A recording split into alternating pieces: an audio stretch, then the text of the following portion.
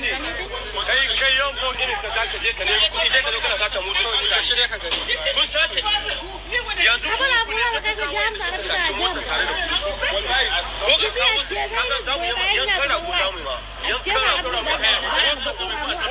ko ku nawa ne ko dai Allah inda ma mu bi ne zara mu ala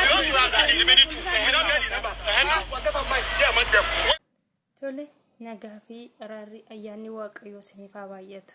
Kabajamtoota daawwattoota maatii Taaddaluu Tuub kan biyya keessa kan biyya alaa lafaa fi bakka jirtanitti nageenyi waaqayyoo isiniif haa baay'atu. Akkam jirtu fayyaa keessanii ani nagaa kooti gooftaan haa ulfaatu. Baga ayyaana geessanii birraatti baatan isiniin jedheetan jira. Barri kun bara gammachuu bara jaalalaa bara quufa isiniif haa ta'u jedheetan jira. Nagaa kootti aansuudhaanii warroonni maatii koo hin taane like comment subscribe gochuudhaan maatii kootti dabalama. Warri immoo maatii koo taatanii jirtanii gooftaan baraaf jireenya keessan haa eebbisu eebbifamaa isiniin jedheetan jira. Guddaa isin jaaladha guddaan isin kabajaa. Jaalala narraa immoo waaqayyo isin haa jaalatu isiniin jedheetan jira hordoftoota koo. Lafa nagaan jiru waan hundatu jira. Lafa nagaan hin jirre wanti hundinuu hin jiru jechuudha. Kanaaf iyyuu gooftaan nagaa isiniif haa baay'isu jaalala isaa isiniif haa baay'isu isiniin jedha. Egaa har'a viidiyoo baay'ee tokko laphee nama cabsu yookiin baay'ee nama gaddisiisu tokko qabadheen kara keessan dhufe. Innis maal inni hojjettanii dhugaa viidiyoo san gaafan argu baay'ee tokko ni gadde jechuudha. Maaliif barri keessa jirru kun baay'ee tokko ulfaachaa jira jechuudha. Bara wanti hin yaaddamne raawwatamaa jirudha. Bara duuti hammaattee bara garaa cikkaaniin dhala namaa baay'achaa dhufedha jechuudha. Nuti warra sagalee waaqayyoo beekuu fi bara gooftaan deebi'ee dhufu sabni saba irratti ka'a. Mootummaa irratti ka'a. Lafti socho'a. Wantoonni kun akka raawwatan sagalee waaqayyoo dubbatamee jira. Duuti hin baay'ata.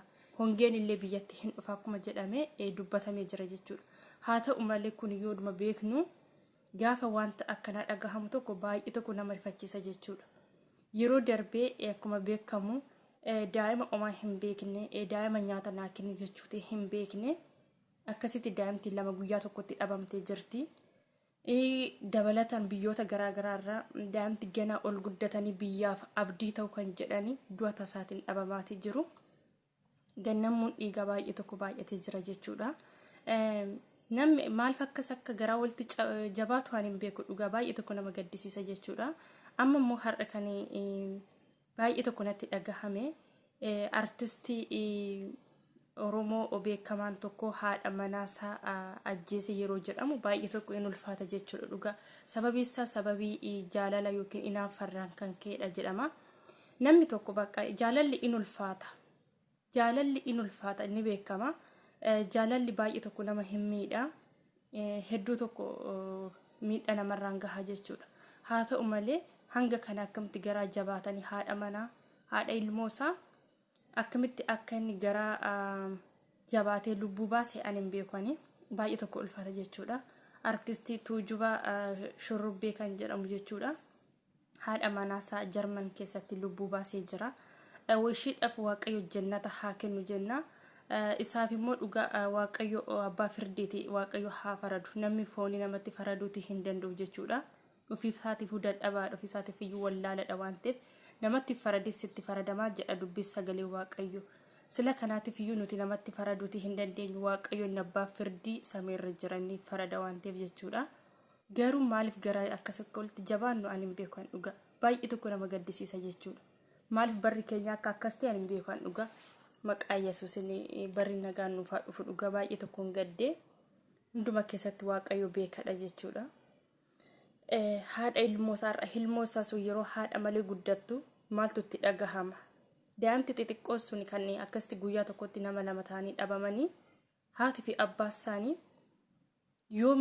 yoomillee taanaan keessi isaanii kan fayyuu hin dandeenye jechuudha. Yoomillee irraanfachuuti kan hin dandeenye.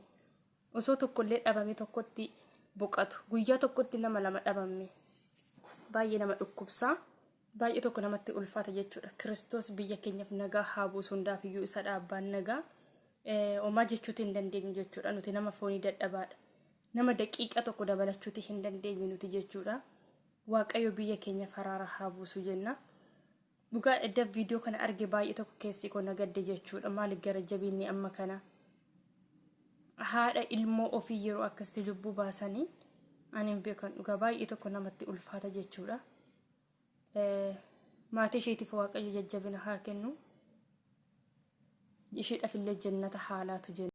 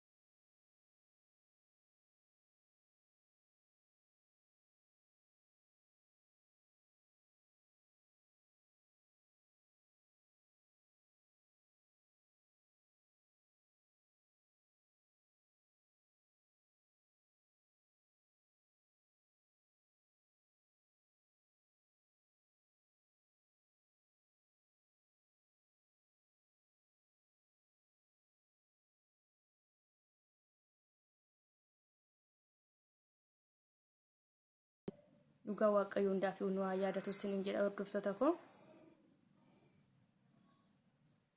Baay'ee tokko natti dhagahame anaan.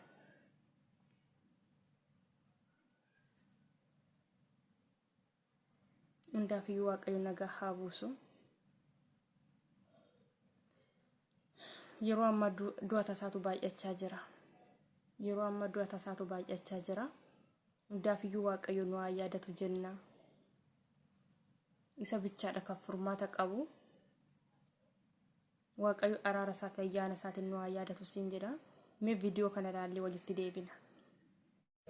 Duuti yaqiina bargaruu guyyaan beekanii osoo beekanii silaa qophiidhaan eeganii jajjabaa maraa garuma qabrii fe'anii. Duuti yaqiina bargaruu guyyaan beekanii osoo beekanii silaa qophiidhaan eeganii jajjabaa maraa garuma qabrii fe'anii. Yeroo hin baatu reeffa dafanii dhikanii masjida fidaa irratti salaachisanii kunoo fidanii mataa lahdii ilaalchisanii.